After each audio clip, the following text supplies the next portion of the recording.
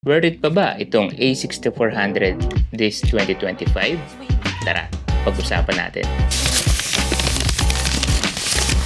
So, pag-usapan muna natin yung pros nito.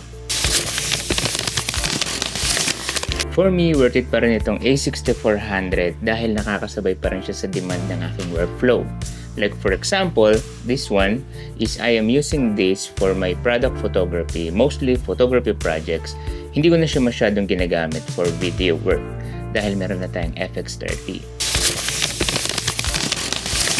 And yung number one dun is yung autofocus nito. Sobrang bilis pa rin and nakakasabay pa rin yung autofocus nito unlike sa mga DSLR or mga old models. But para sa akin lang, I am using this for my photo work na lang talaga mostly, and also for some B-roll or B-cam na tinatawag, and sa mga BTS ko din kapag nagawa ko ng mga product video. Pangalawa is yung 24.2 megapixel niya. So, like me, na nagpo-post lang naman ako for social media, mostly of my works, is 24.2 is more than enough sa aking work. And also, kung hindi ka naman pixel peeping sa social media, madalas naman na hindi mo siya mapapansin or hindi mo mapagko-compare kung ano yung pinagkaiba ng 60 megapixel or 30 megapixel photo from mirrorless or DSLR to a 24.2 megapixel na photo. Dahil syempre si social media is meron naman siyang compression na tinatawag. So pag nag-upload ka, kinocompress pa rin nila. So para sa akin, worth it pa rin. Yun, kumbaga pros siya. At madagdag ko lang, minsan sa mga work ko is nagka-crop pa ako. And pag pinopost naman siya sa social media or sa Instagram or Facebook, hindi naman noticeable yung loss ng pixels and yung quality ng photos. Next one is yung high dynamic range niya. So meron siyang 13.8 stops na high dynamic range na sa sa 100 ISO. So take note ha, sa 100 ISO mas malaki yung space mo para mag-edit and also mag-tweaks ng colors within that range. Pero as long as you move up sa ISO, syempre yung noisy, yung noise and also yung quality medyo nagte-tear up siya sa experience ko kasi since crop sensor siya. Next one is yung fast burst mode niya. So meron siyang 11 FPS na fast burst, or kapag niratrat mo siya like this one. Wait, try natin. Sana marinig ninyo. Okay. Okay, so meron siyang capability na mag-shoot up to 11 FPS. Good siya for motion. Siyempre, corresponds nun yung tataasan mo dapat yung shutter speed para nang sa ganun clear yung motion sa mga moving subjects, and also dapat kailangan mo ng maraming light na pumapasok or available light or ambient light para lang mas sharp yung magiging image. Next one is yung reliable autofocus niya. So meron siyang touch function na kapag tinouch mo yung screen, kung saan yung subject mo, ipa-follow niya talaga for focusing. And with that being said, minsan kapag ginagamit ko to siya for low environment, like for example, I am using with my flash sa gabi na photo shoot, minsan yung ambient light niya is nadidetect niya pa rin yung face or kung saan mo i-focus kapag tinouch mo yung screen. And madalas nakakakuha ako based on my experience, madalas nakakakuha ako ng clear image and well-focused image with this one, noting na crop sensor siya. So kapag nag-shoot ako sa labas, syempre kailangan ko ng flash. Next one is for video. Meron siyang 4K 24 FPS up to 30 FPS. Pero in my case, I am using always 24 FPS for more cinematic and motion blur na feels or dun sa video. In most of my vlogs, I am using this as my A-cam for vlogging dahil yung FX30 natin, mostly ginagamit natin ito for product commercial or product content, mga ganyan. Mostly for video work. Kaya ito yung madalas kong ginagamit talaga for vlogging. And my setting is always 24 FPS talaga, 4K. Para nang sa ganun, medyo pasok siya sa standard and medyo malinaw pa rin talaga siya pag in-upload sa social media.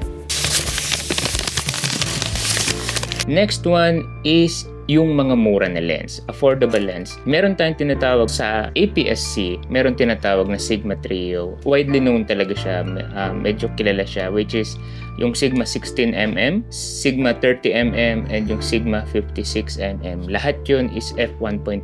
And kung beginner ka and kung gusto mong matry for photo and video, sa palagay ko, must have talaga yun. Kasi once na magkaroon ka nun, sa palagay mo, kaya mo na lahat. And alam mo yung blurry na background.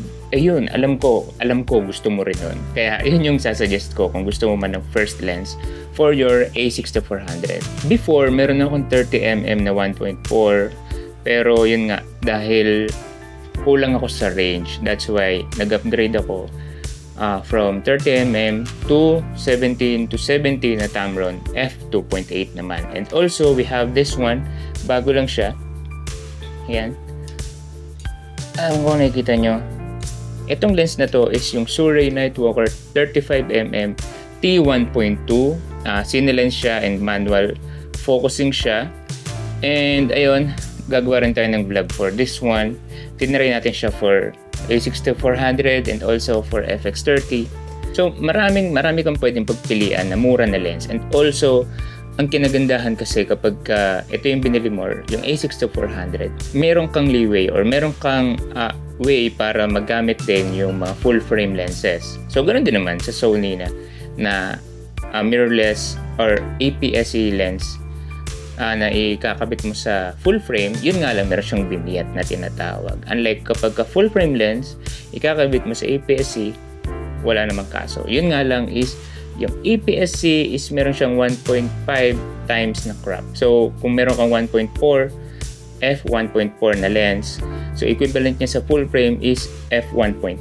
So, kung meron ka namang 1.4 na lens for full frame set, is mas blur yung background. And yun, mas crop, it means na mas zoom in ng 1.5 times yung image compare sa full frame lens. So, another topic naman yun. Next one is weather sealing. So weather sealed na rin siya for sa mga slight ambon, ganyan, and also sa mga dust. Syempre, kapag nakakabit yung lens. So kapag gagamitin mo siya or tatanggal mo yung lens, mostly dapat pagka tatanggalin mo nakaganyan. So nakababa. Yan. Para nang sa ganun, yung dust is hindi siya mapupunta sa sensor. And yun, nagamit ko na siya for sa medyo tough, slightly tough kasi mga ambon-ambon na shoot and minsan ulan. And minsan sa mga maalikabok na scene, ganyan. Okay naman, hanggang ngayon, working pa rin naman siya. Nabili ko siya since 2019.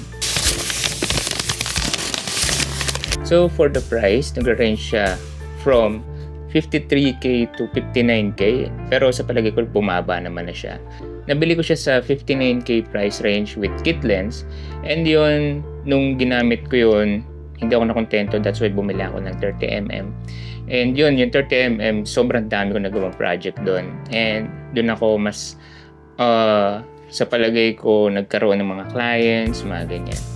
And ayun, for a beginner, yan, ang daming pros nito. So,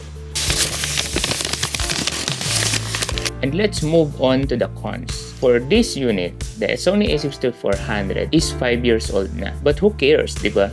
Kung nagagawa niya naman yung trabaho niya.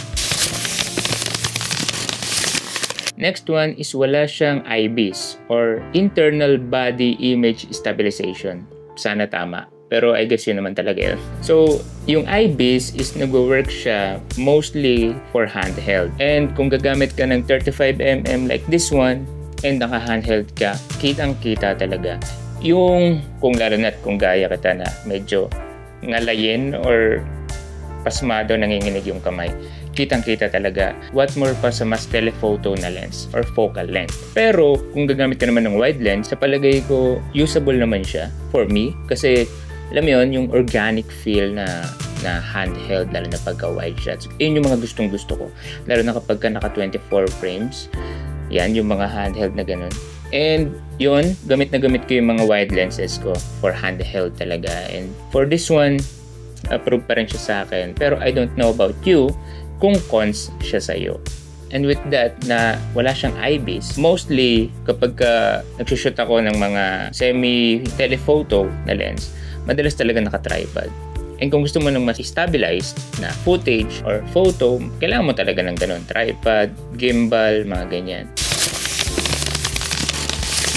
Next one is no dual ISO. And given naman dahil old model siya, 5 years ago, wala siyang dual ISO. So ang base ISO nito is sa S-Log, for S-Log, parang 500. Wait lang check natin. So 500 nga. Yun nga lang yung cons neto. Wala siyang dual ISO.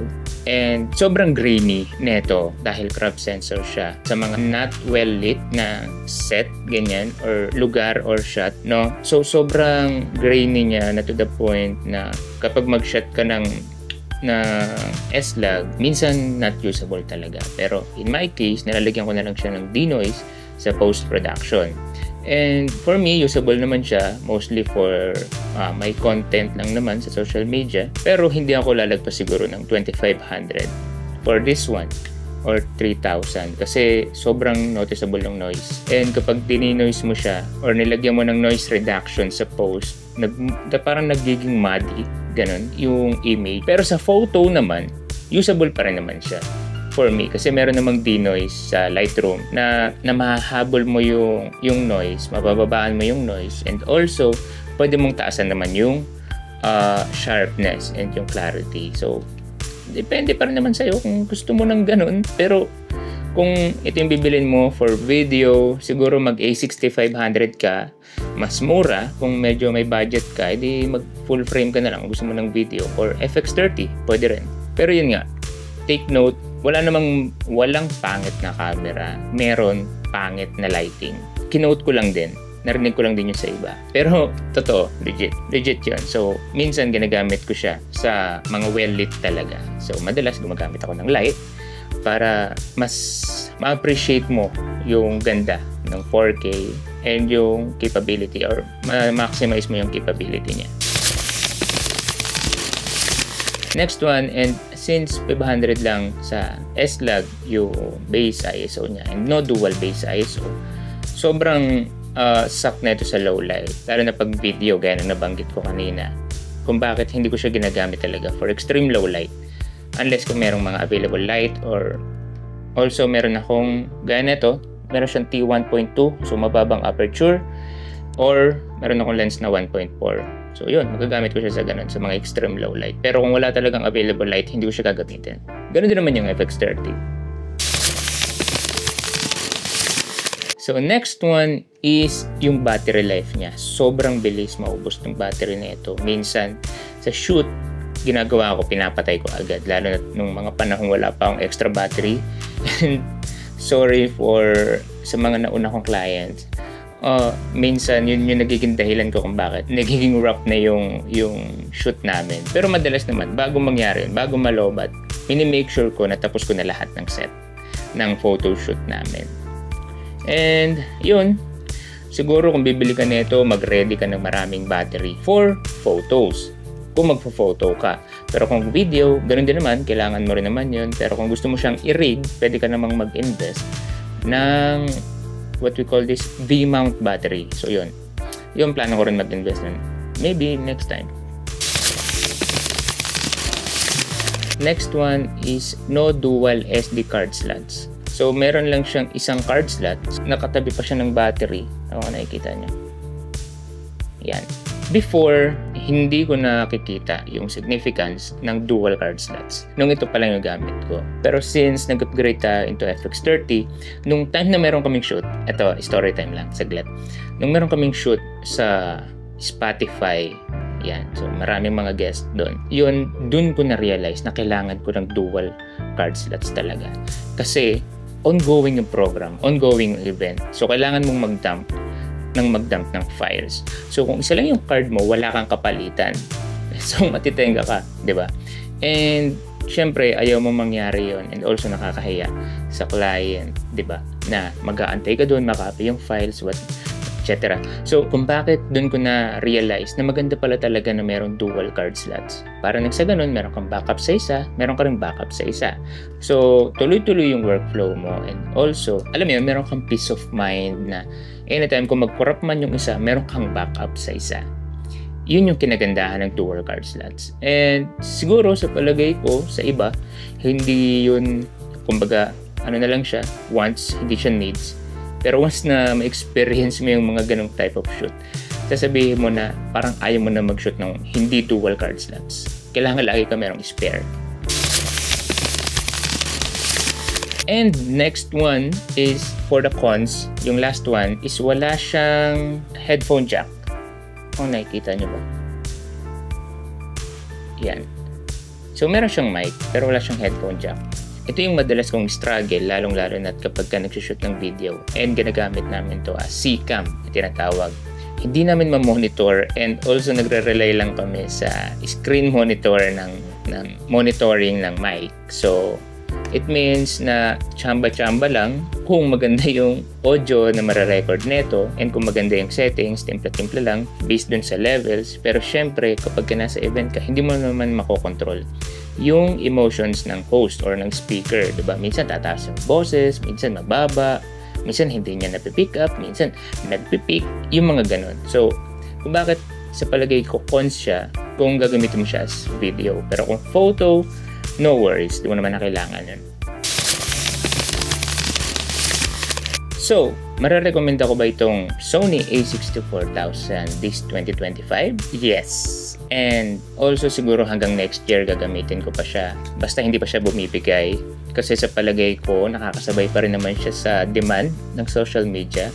And yung 24 megapixel, for me, more than enough na yun for photo work. And also sa palagay ko, mas competitive pa rin naman siya dahil mirrorless na siya. Unlike sa DSLR. No offense, but sino pa ba gumagamit ng DSLR? Joke lang. Pero yun, DSLR, dun din naman ako nagsimula. Pero since meron na tayong mirrorless, dun ko na-realize na mas maganda pala mag-shoot ng mirrorless dahil compact. Ang magiging problema mo na lang dito is yung bigat ng lens kasi magaan siya. Yun nga lang, maliit. And yun nga, kung bakit nga siya compact. Diba? Yun, mas pipiliin ko to kasi sa DSLR and also mostly ang DSLR is sa palagay ko hindi na siya ganun ka-competitive talaga pagdating sa shoot. And ayun, still good pa rin naman siya sa beginner, user-friendly, and also sa mga hobbyist, and also sa mga pro. So kung gusto nyo ng B-cam, yan, mararecommend ko pa rin naman to.